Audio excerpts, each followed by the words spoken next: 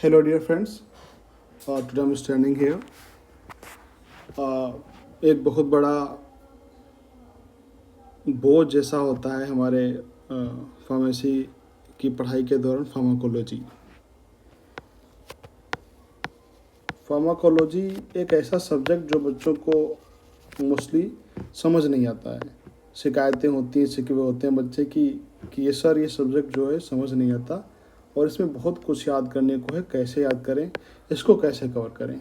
तो हम आज आपके साथ आपका ये बहुत फेमस डाउट क्लियर करने के लिए उपस्थित हुए हैं। देखो, फार्माकोलॉजी को हमको कवर करना है या किसी भी सब्जेक्ट को यदि हमें कवर करना है, उसे पूरा तैयार करना है, तो हमें ये जानना होगा कि उस सब्जेक्ट में हमें पढ़ना क्या क्या उसके अंतर्गत आता है और कौन कौन से टॉपिक्स हैं, कितने टॉपिक्स हैं, और पूरा एक ओवरव्यू करना होता है सब्जेक्ट का। एक स्केलेटन बनाना पड़ता है, एक स्ट्रेटजी बनानी पड़ती है कि उसको हम कैसे कवर करें। तो पहले तो हम ये जानते हैं कि फार्माकोलॉजी में हमें पढ़ना क्या क्या होता है। तो फार्माकोलॉजी का एक पार्ट होता है जनरल फार्माकोलॉजी। क्या होता है? General pharmacology. इसमें हमको पढ़ना होता है mostly ADME। A for absorption, D for distribution, M for metabolism,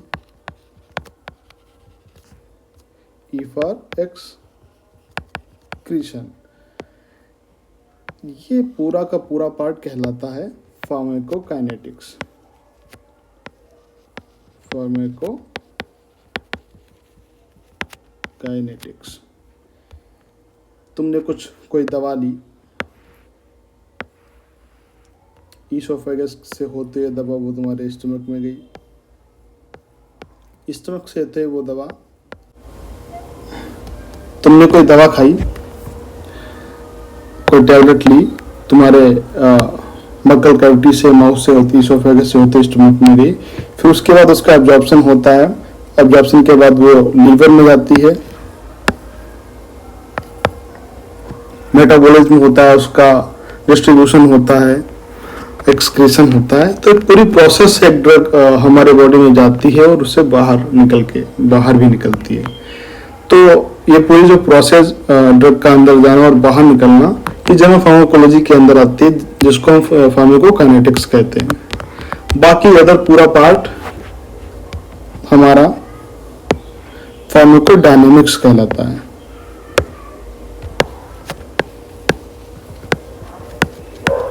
pharmacodynamics, जिसमें कि जो ड्रग है वो बॉडी के साथ क्या करती है वो सब पढ़ते हैं। ड्रग बॉडी के साथ क्या करती है वो सब फार्माकोडायनामिक्स में पढ़ते हैं, और बॉडी ड्रग के साथ क्या करती है वो सब हम फार्माकोकाइनेटिक्स में पढ़ते हैं, जो कि जनरल फार्माकोलॉजी कहलाती है। तो जो सेकंड पार्ट है हमारा डायनामिक्स, जिसमें ड्रग्स हमारे बॉडी के साथ क्या करती है, उसमें भी बहुत कुछ पढ़ना पड़ता है। और उसके बाद जो हमारे कुछ टॉपिक्स आते हैं जो कि जिन्हें भी जान लेना बहुत जरूरी है। तो पहले तो हम पढ़ते हैं ऑटोनॉमिक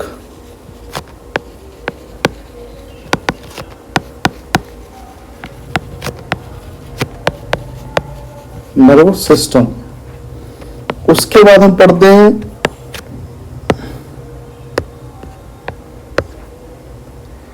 आर्टाकाइड्स। एक बात यहाँ पे ध्यान देने वाली बात यह है कि जो ANS है, NS में बच्चे बहुत कंफ्यूज होते हैं। इसमें पैरासिम्पैथेटिक नर्वस सिस्टम होता है और सिंपैथेटिक नर्वस सिस्टम होता है। जब तक तुम इसको कवर नहीं कर लेते, NS को कवर नहीं कर लेते, तब तक तुम आगे ना बढ़ो। ये बहुत कंफ्यूज करता है और उसको जानना बहुत ही फार्माकोलॉजी में जरूरी होता है। तो पहले तुम इसको कवर करो, इसको पढ़ो। पहले जाओ जनरल फार्माकोलॉजी पूरी कवर करो, absorption, distribution, metabolism, excretion, dynamics में रिसेप्टर वगैरह देखो। फिर उसके बाद से ये टॉपिक शुरू होते हैं जिनमें पहला टॉपिक होता है एएनएस। एएनएस में हमको बहुत ज़्यादा कंफ्यूजन होता है, sympathetic and parasympathetic nervous system. ये पूरी जड़ है फार्माकोलॉजी को। आपको यहाँ ये जो चैप्टर है आपको जरूर इसको समझना पड़ेगा, और इसी को समझने के बाद फिर हम आगे मूव करते हैं ऑटोकाइड्स पे। और ऑटोकाइड्स के बाद हमें पढ़ना पड़ता है cardio vascular pharmacology.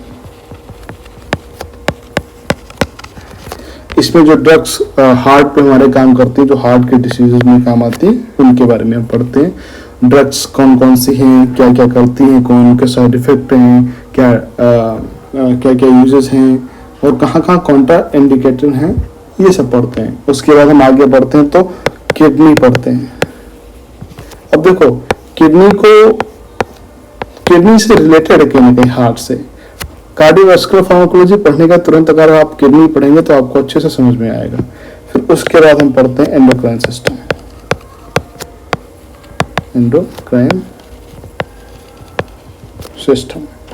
Endocrine system के बाद हम पढ़ते हैं सेंट्रल नर्वस सिस्टम।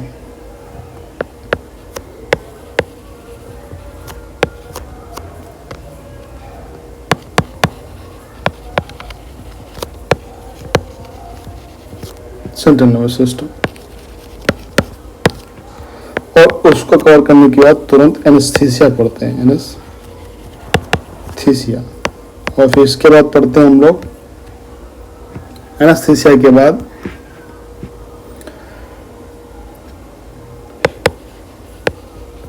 हेमेटोलॉजी, जो ब्लड की डिसीज में जो ड्रग्स काम होती हैं उनको पढ़ते हैं। हेमेटोलॉजी के बाद रेस्पिरेटरी सिस्टम,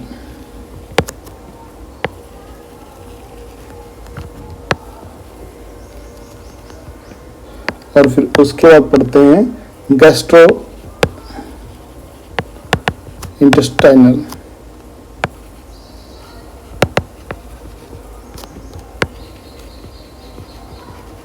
सिस्टम। कहीं पे स्पेलिंग मिस्टेक हो जाए तो सॉरी फॉर दैट। फिर उसके बाद हम पढ़ते हैं एंटी माइक्रोबियल।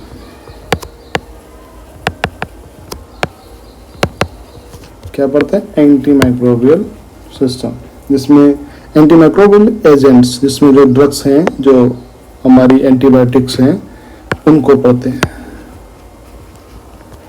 ये बहुत इंपॉर्टेंट है फार्माकोलॉजी में, ये जो टॉपिक है ये बहुत ज़्यादा इंपॉर्टेंट है। फिर उसके बाद हम पढ़ते हैं एंटी कैंसरस एंड इम्यूनोसप्रेसेंट्स।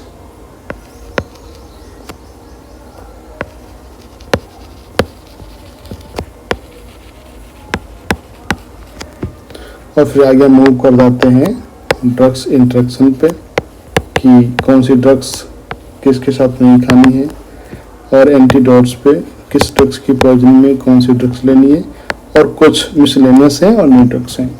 तो हमें पढ़ना पड़ता है पहले जनरल फार्माकोलॉजी, उसमें एब्जॉर्प्शन, डिस्ट्रीब्यूशन, ड्रग्स कहाँ जाती है, कैसे एब्जॉर्ब होती है, फिर कैसे डिस्ट्रीब्यूट होती है बॉडी में, फिर उसका मेटाबॉलिज्म कैसे होता है, एक्सक्रीट कैसे होती है, दैट इज कॉल्ड फार्माकोकाइनेटिक्स।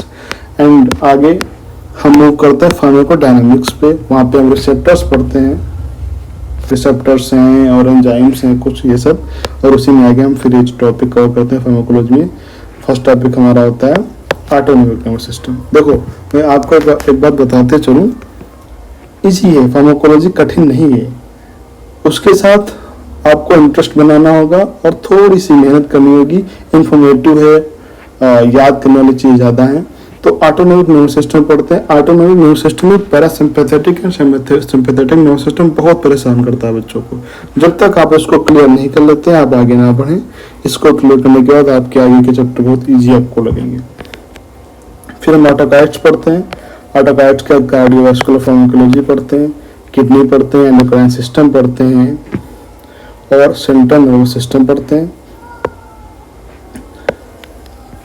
फिर उसके बाद हम लोग आगे मूव करते हैं तो anaesthesia, haematology, respiratory system, gastrointestinal system, और one of the most important topic of the pharmacology antimicrobial agent, ये जहाँ पे एंटीबायोटिक्स के बारे में पढ़ते हैं।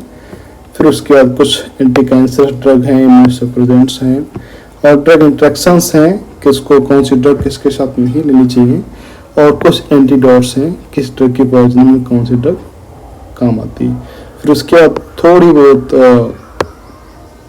कुछ ड्रग्स हैं मिसलेनियस और कुछ न्यू ड्रग्स हैं, उनके बारे में पढ़ते हैं। तो पहले हम ये कवर करेंगे इस पार्ट को पूरा,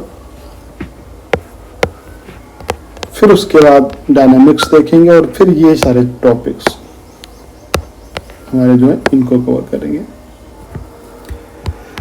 मैं आपसे यही कहूँगा कि अगर आपको मुझसे फार्माकोलॉजी पढ़नी है, आप कमेंट बॉक्स में मुझे बताएं, और मैं एक एक करके सारे टॉपिक्स कवर करवाऊंगा। और फार्माकोलॉजी पूरे कंक्लूजन के साथ पढ़नी है, हमें पूरा अच्छे से कवर करनी है, पहले टॉपिक से लगा के लास्ट टॉपिक तक। कतई कठिन नहीं है, आप मेरे साथ बने रहेंगे लास्ट तक, तो आपको फार्माकोलॉजी आपके फिंगर टिप्स पे होगी, ये मेरा वादा है। बस मुझे कमेंट करके बताइए कि आपको पढ़नी है कि नहीं। और अगर पढ़नी है अपने दोस्तों को शेयर करो जो बी फार्म कर रहे हैं, डी फार्म कर रहे हैं, और ये इस चैनल पे आप लोग आओ, हम आपको पूरी फार्माकोलॉजी पढ़ाएंगे AGB में।